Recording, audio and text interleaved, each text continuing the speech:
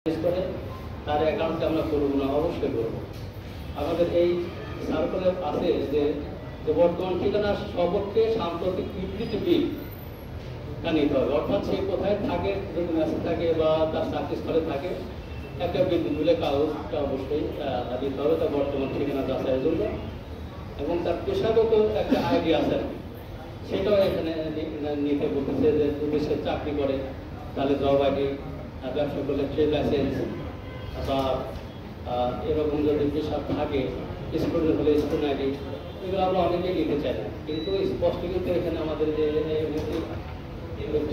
আছে সার্কুলারটা এখানে কিন্তু উল্লেখ আছে, এগুলো কিন্তু নিতে হবে। গ্রাহক যদি একটা পরিবহনের যোগ্য হয়, ইউসে নাগরিক, গ্রিন কার্ড হোল্ডার বা এনটিটি থাকে, তা উল্লেখ করতে হবে, সেটা একটা পরিবহন করতে হবে।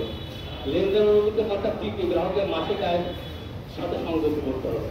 অর্থাৎ আমাদের যে টিপি আছে তার সে যদি 1 লাখ টাকা ইনকাম করে, আমরা কিন্তু টিপি দেওয়ার সময় অনেকে বাড়াই দিই, কিন্তু তা সে তো ইনকাম করতেছে 1 লাখই, আর মাসে 2 বার বা 3 বার আবার 1 লাখই কিন্তু দিতে হবে।